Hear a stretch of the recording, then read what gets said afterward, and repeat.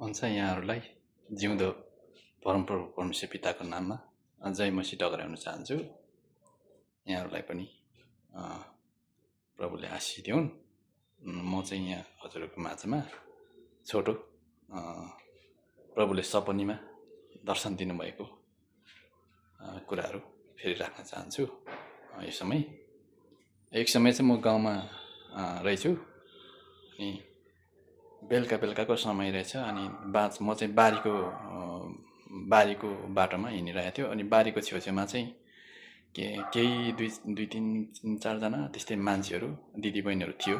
बारीको छेउछेउमा चाहिँ म चाहिँ अनि त्यही बाटो अलिक माथितिर बाटोबाट हिँडिरहेको थिएँ। उहाँहरू त्यो दिदीबहिनी अलिक तल ठुलो बारीको छेउछेउमा बसिरहेको थियो। अनि त्यो समय चाहिँ अन्त्यको दिन भनेर चाहिँ मलाई चाहिँ भइरहेको थियो। अनि त्यो समय चाहिँ त्यो बेलुकाको समय चाहिँ त्यो अन्त्यको दिन भनेर चाहिँ एकदम रिमरिम भएर चाहिँ अँधेरो हुन लागेको भन्ने त्यस्तो चाहिँ भान भइरहेको थियो त्यहाँ।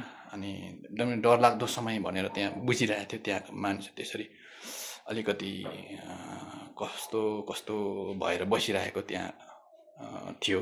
त्यो समयमा चाहिँ बेलुका समय जस्तो लाग्थ्यो, तर समय नै त्यस्तो भएको मैले अनुभव गरेँ। त्यो बेलुका समय त्यो अन्त्यको दिनको त्यस्तो अलिक डरलाग्दो समय भएको मलाई प्रभुले त्यो बेलुकाखेरि देखाउनु भएको थियो। अनि त्यो दिदीबहिनी त आत्तिरहेको जस्तो लागिरहेको थियो। अनि मलाई पनि त्यस्तो अन्त्यको दिन हो भनेर मलाई पनि त्यहाँ भित्र आत्मामा चाहिँ त्यो कुरा महसुस भइरहेको थियो।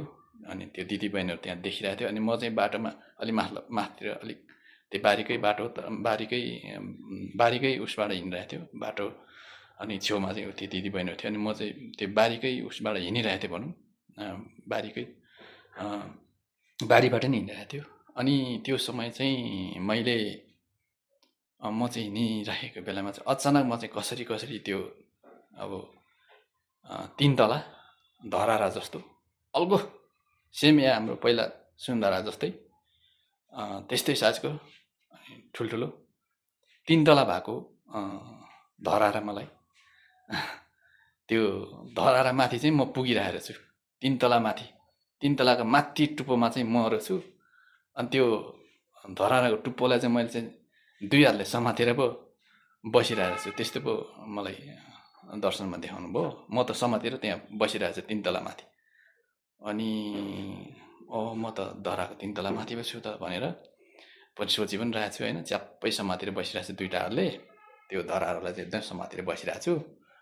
अनि अचानक समातिरहेको बेला त्यो धराराको मैले